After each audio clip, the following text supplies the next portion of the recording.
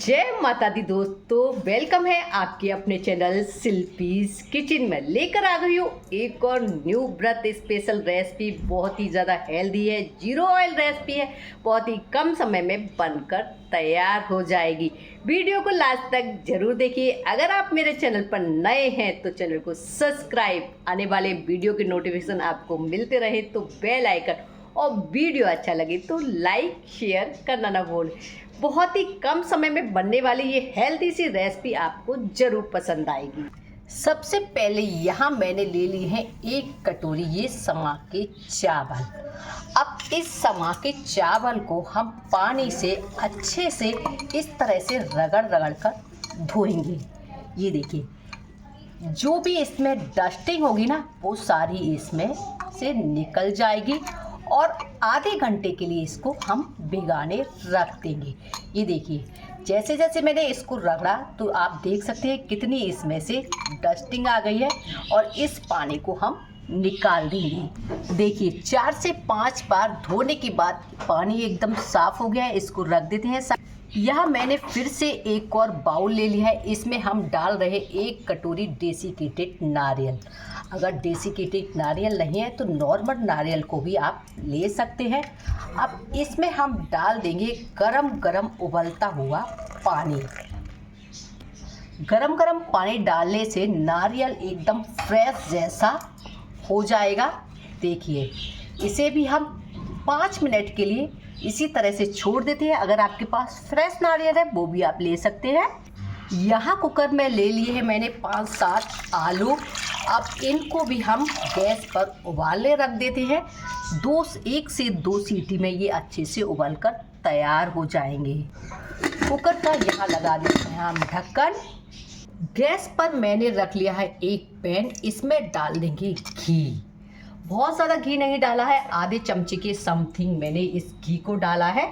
आप ऑयल का भी प्रयोग इसमें कर सकते हैं। अब इस घी में हम डाल देते हैं 1 कटोरी के समथिंग मूंगफली के दाने। इनको हम अच्छे से भून लेते हैं। अब इस घी में ही हम सारी पूरी रेसिपी बनाकर तैयार करेंगे। हमें केवल आधे चमचे घी का ही प्रयोग करना है। चाहे तो आप कम भी, इससे कम भी घी यूज करना चाहें तो कर सकते हैं। और गैस का भी हम कम से कम इसमें प्रयोग करेंगे। आलू जो हमने उबाले हैं इसीलिए कुकर में उबाले हैं। अगर आपके पास उबले हुए आलू हैं वो भी ले सकते हैं। अब मूंगफली हमारी अच्छे से इसमें डीप फ्राई हो जाए, इसीलिए हमने घी का इसमें ज़्यादा प्रयोग किया है। देखिए, मूंगफलियाँ हमारी अच्छे से भून गई हैं। इनको हम एक बोल में निकाल देते हैं। देखिए, कंजूसी बिल्कुल मत करिए मूंगफली भूनने में। मैं चाहती तो इसे कम घी में भी भून सकती थी, लेकिन इस घी का प्रयोग मुझे बाद में करना है, इसीलिए मैंने एक ही बार में जितना घी हमारा लगेगा ले लिया है। देखिए, बहुत ज़्यादा घी इसमें नहीं बचा है। इसको करते हैं साइड। मूंगफलियाँ भी मैंने इसमें निकाल ली हैं। यहाँ मैंने ले लिया है एक मिक्सी का जार। इसमें डालेंगे हरी मिर्च।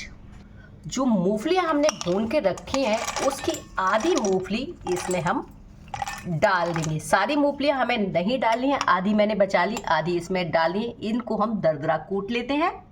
देखिए, मूंगफली दरदरी हमें इस तरह से भूननी है। मैंने यहाँ मिक्सी का प्रयोग किया है। आप चाहें तो इसे अपनी अदरक कूटने वाली से कूट सकते हैं। यहाँ आलू भी मेरे ठंडे हो गए थे। इनको मैंने पानी में डालकर ठंडा कर लिया था और इनको छील लिया है। अब हम हाथों की सहायता से इनको मैश कर लेंगे। इस तरह से मैं जैसे ऑथेंटिक टाइप में ही इनको मैश कर रही हूँ। मैश करने के लिए आप चाहे तो मैशर का प्रयोग कर सकते हैं। मैंने यहाँ हाथों का ही प्रयोग किया है। भाई, देसी अंदाज में ही इसको मैश करूँगी। देखिए, आलू हमारे अच्छे से मैश हो गए हैं। और जो पीनट हमने पीस कर रखी थी ना दरदरी, वो इसमें हम डाल देंगे। देखिए, इसीलिए हमने इनको दरदरा पीसा था। बहुत ही अलग टेस्ट आएगा। बहुत ही कम घी तेल में ये बनकर तैयार हो जाएंगी। इस तरह से हम पूरा डाल देंगे। साथ ही मैं यहाँ डाल दूंगी ये सेंधा नमक स्वादानुसार। साथ में डाल देती हूँ काले मिर्च यानी कि ब्लैक पेपर। अपने टेस्ट के अनुकूल आप इसमें डाल सकते हैं बहुत ही, और जो मसाला आप खाना चाहें वो भी इसमें ऐड कर सकते हैं। देखिए, और जो घी बच गया था उसमें से आधा घी हम इसमें डाल देते हैं, बाकी का हम बचा लेते हैं। आप चाहें तो पूरा ही घी इसमें डाल सकते हैं, अलग ही फ्लेवर आता है। अब इस आलूओं को अच्छे से हम मिक्स कर देते हैं। यहाँ मैंने घी को एकदम गरम गरम डाला था, आपको भी ऐसे ही डालना है। लीजिए, जैसे कि गांव में हम आलू का चोखा खाते थे ना, ये आलू का चोखा हमारा बनकर तैयार हो गया। आप चाहें तो इसमें हरा धनिया भी ऊपर से डाल सकते हैं, लेकिन अगर आप हरा धनिया नहीं भी डालेंगे तो भी जो पीनट का जो फ्लेवर आएगा ना, एक नंबर आएगा। अब इसको करते हैं साइड। अब आती है जो नारियल हमने भिगा कर रखा था, वो अच्छे से फूल गया है। इसका हम इस तरह से 1/4 पार्ट, एक 1/3 ले, एक 1/4 है, आप ऐसे ही इसमें निशान लगा लीजिए। अब इसको मैंने वापस ले लिया है वही मिक्सी का जार जिसमें मैंने पीनट को भून कर रखा था। अब 1/4 वाला पार्ट हम इस मिक्सी के जार में डाल देंगे। साथ में डालेंगे एक हरी मिर्च, अदरक के कुछ टुकड़े, और जो पीनट हमारी बच गई थी वो भी इसमें हम डाल देंगे। साथ में डाल देंगे हरा धनिया, 1 टेबल स्पून डाल देंगे दही, साथ ही में डाल देते हैं सेंधा नमक और थोड़ा सा पानी डालकर इसका एक फाइन पेस्ट बना लेते हैं। लीजिए, हमारी ये स्मूथ सी चटनी बनकर तैयार हो गई। बहुत ही बढ़िया गजब का फ्लेवर आता है। इतनी देर में हमारे समा के चावल अच्छे से फूल गए हैं।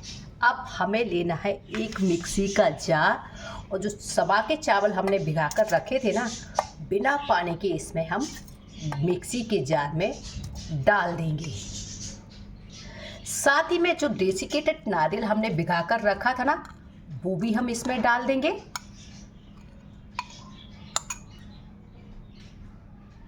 या हमने एक ले लिया है मीडियम साइज का उबला हुआ आलू, क्योंकि समा के चावल से जो भी रेसिपी हम बनाते हैं ना, उससे आ जाती है ड्राइनेस। तो उस ड्राइनेस को हम कम करने के लिए एक उबला हुआ मीडियम साइज का आलू कट करके डाल रहे हैं। साथ ही आधा कटोरी के समथिंग में मखाने लिए हैं। अगर मखाने में मॉइस्चर है तो आप हल्का सा उनको रोस्ट कर लीजिए, जिससे उसकी ड्राइनेस निकल जाए और पीसने में आसानी हो जाए। डाल देते हैं थोड़ा सा पानी और साथ में डाल देते हैं नमक। अब हमें एक पतला सा घोल तैयार करना है। यहाँ हमने ले लिया है एक बोल, जो बैटर हमारा तैयार हुआ है इसको इसमें पलट लेते हैं। देखिए, बैटर की कंसिस्टेंसी में आपको दिखा देती हूँ, एकदम पतला सा बैटर है। जब आप इस तरह से इस पर उंगली दिखाएंगे तो ये बीच का चमचा साफ हो जाएगा। बस इस तरह की हमें कंसिस्टेंसी चाहिए। गैस पर मैंने पैन रख लिया है, पैन को अच्छे से इसको गर्म होने दीजिए। देखिए, इस तरह से मैं इस पर पानी डालूंगी तो इस तरह से आवाज़ होनी चाहिए, इतना गर्म हमें पैन चाहिए। अब इस पैन को हल्का सा ग्रीस कर लीजिए। बस फर्स्ट टाइम आप ग्रीस करिए, फिर बाद में आप चाहें तो करिए, नहीं तो स्किप कर दीजिए। फिर आपको बिल्कुल भी पैन पर ऑयल या घी लगाने की ज़रूरत नहीं पड़ेगी। अब हमने जो बैटर बनाकर डाला है वो इस तरह से इसके ऊपर डालते जाइए। ये देखिए, आपको पहले थोड़ा बैटर डालना है, फिर थोड़ा बैटर डालना है, और इसमें इस तरह से होल्स बनते चले जाएंगे। ये आपको रुक रुक कर करना है, और फिर आप इसमें इस तरह से शेप देते जाइए। देखिए, इस तरह पूरे में जालियाँ आ जाएंगी। आपका घोल एकदम परफेक्ट होगा तभी ये जालियाँ आएंगी। पूरे ही डोसे की तरह ये बनकर तैयार होता है, लेकिन इसमें जालियाँ आ जाती हैं। बैटर एकदम पतला होना चाहिए और पैन भी एकदम गर्म होना चाहिए। जब ये ऊपर से सूखने लगेगा तभी हल्का हल्का घी आप इस पे इस तरीके से लगा दीजिए। बहुत ज़्यादा घी इसमें मत लगाइए। अब जैसे ही ये नीचे से सीखने लगे आप इस तरह से इसको पलट लीजिए, दोनों तरफ से इस तरह से इसको हल्का हल्का गुलाबी यानी कि ब्राउन फ्राई सेक लीजिए और निकाल लीजिए। देखिए उलटते पलटते हल्का हल्का ब्राउन हो गया है। आसान है ना बनाना। अब इसको हम निकाल लेते हैं। इसी तरह मैं आपको दूसरा भी डालकर दिखा देती हूँ। ये देखिए आप डालेंगे तो इस तरह से आपको डालना है, ये इस तरह से इसमें होल्स होते चले जाएंगे। ज़रूरी नहीं है ये आपका पूरा गोली बने। और प्लेट में इस तरह से हम रखते जाएंगे। यहाँ आ गए ये हमारे आलू जो हमने बनाए थे, पीनट्स के आलू। ये आ गई हमारी चटनी, साथ ही में ये आ गए हमारे फल। पर व्रत में हमें फल का सेवन या सैलेड का सेवन जरूर करना चाहिए। इसी व्रत में ज़रूर शामिल कीजिए। लीजिए बनकर तैयार है ये हेल्दी सी थाली। बहुत ही कम समय में बनकर तैयार हुआ। इसको आप डोसा भी कह सकते हैं। और ये आ गए इसके साथ ये हेल्दी से आलू। अभी तक आपने ऐसी कोई भी रेसिपी नहीं ट्राई की हो तो आप इस रेसिपी को ट्राई कर सकते हैं। व्रत में बहुत ही ज़्यादा हेल्दी है, एनर्जीदायक है। अगर आज की ये रेसिपी आपको वाकई में पसंद आई हो तो लाइक शेयर करना ना भूलें। मिलते हैं नई रेसिपी। जय माता दी दोस्तों। Till then good bye.